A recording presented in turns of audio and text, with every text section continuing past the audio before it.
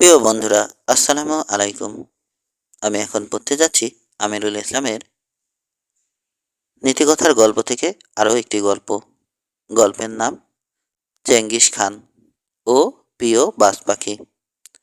মহান নৃপতি এবং বিশ্ববিজয়ী বীর চেঙ্গিস খান চীন থেকে ইরান সমগ্র ভূখণ্ড তিনি জয়লাভ করেছিলেন তার সাহস, শৌর্য ও বীরত্ব দিয়ে। প্রায় প্রতিটা দেশের মানুষই তার গল্পগাথা স্মরণ করে।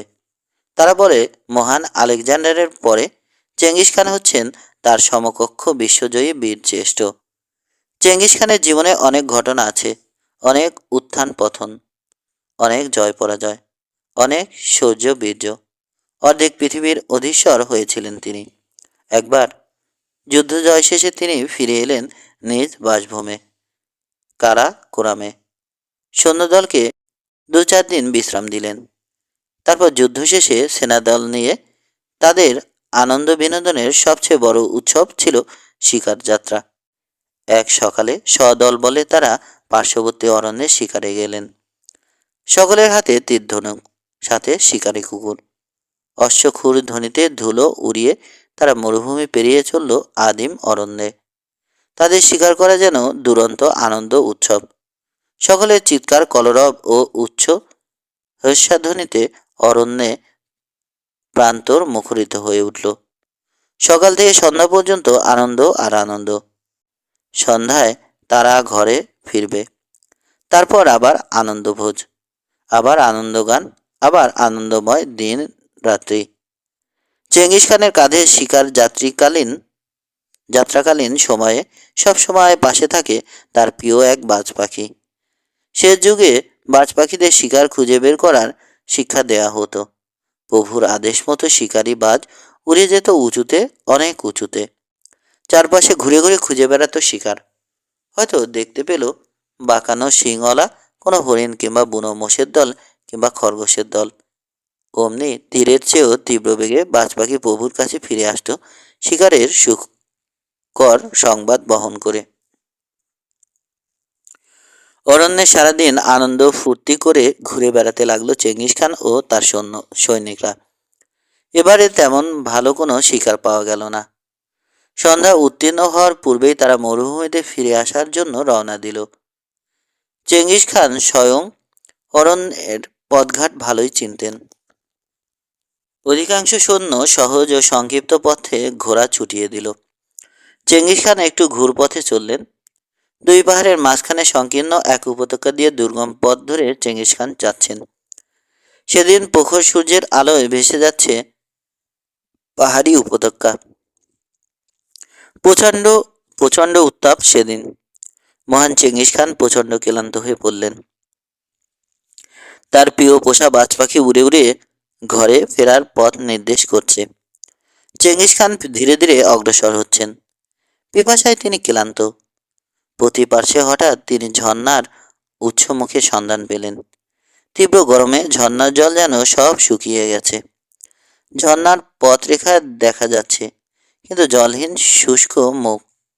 আর একটু এগিয়ে যেতেই পাথুরে পাহাড়ি ঝর্ণাধারা দেখে আনন্দে উদ্বেলিত হয়ে উঠলেন চেঙ্গিস খান।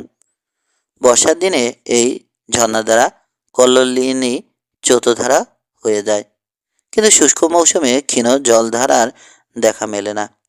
বিন্দু বিন্দু পানি নেমে আসে ঝর্ণার মুখ থেকে। ঘোড়া থেকে নামলেন চেঙ্গিস খান। শিকারের ব্যাগ থেকে ছোট একটি মাটির পাত্রে জল ধারণের জন্য দাঁড়ালেন তিনি।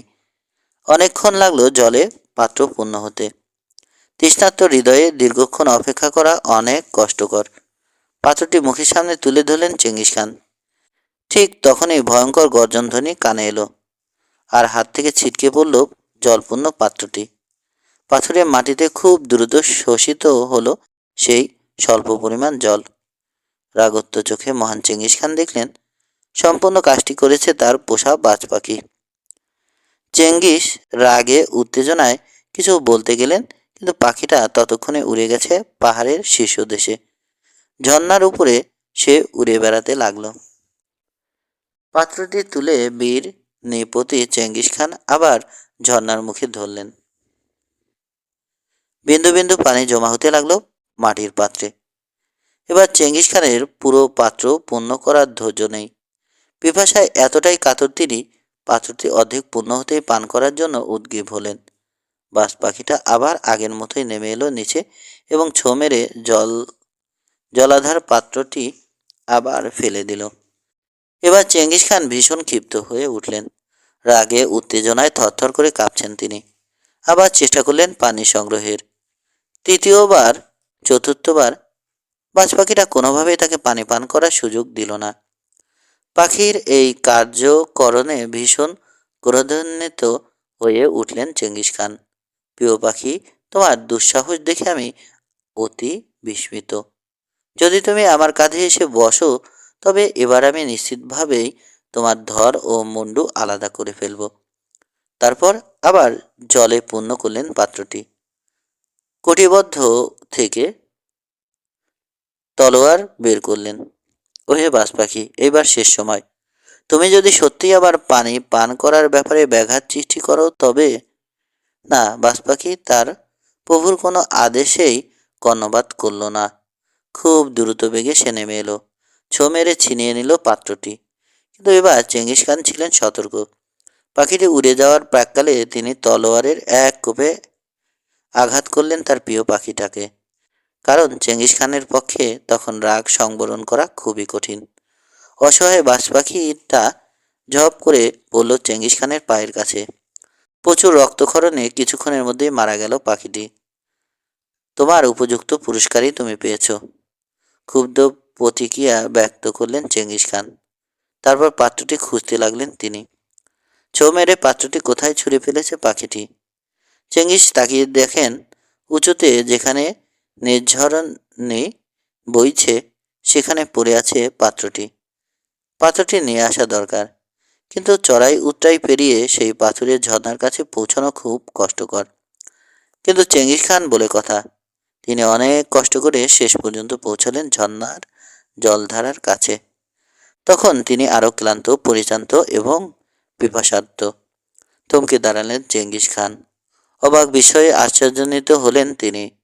ভুলে গেলেন মুহূর্তে তার পিপাসা। কি দেখছেন এসব?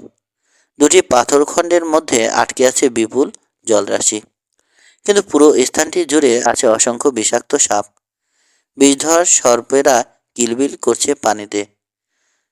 কাল সাপের বিষে পানির বর্ণ বদলে গেছে। সেই বিষাক্ত জলধারা থেকে বিন্দু বিন্দু জল পড়ছে নিচে। স্তম্ভিত ও হতবাক হলেন চেঙ্গিস খান। অসহায় প্রিয় পাখিটির কথা তার বারবার মনে পড়তে লাগলো। যে পাখিটি এখন চির সুখে শুয়ে আছে পাহাড়ে। রাগ কমে এলো চেঙ্গিস খানের। সংযত হলেন তিনি। তারপর গভীর আবেগে একা একা উচ্চারণ করতে লাগলেন। ওহে আমার প্রিয় বাজ পাখি, তুমি আমার জীবন রক্ষা করেছ।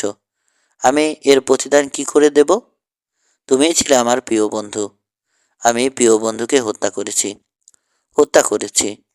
এই পাপ থেকে নিজেকে আমি কি করে মুক্ত করব? কি করে? আক্ষেপ করতে লাগলেন জগদীশ্বর চেঙ্গিস খান। নিচে নেমে পাখিটাকে নিয়ে তার ব্যাগে ভরে নিলেন। প্রিয় জন্মস্থানে পাখিটাকে তিনি সমাহিত করবেন। তীব্র বেগে গৃহ অভিমুখে ঘোড়া ছুটিয়ে দিলেন তিনি। তারপর থেকে চেঙ্গিস খান অকারণে অযৌক্তিকভাবে কখনো রাগ করেননি। রাগের ক্রোধের বশবর্তী হয়ে তিনি আর কখনো কোনো কাজ করেননি। তিনি বলতেন, অহেতুক ক্রোধ অনেক বড় ক্ষতির কারণ হতে পারে আমাদের জীবনে।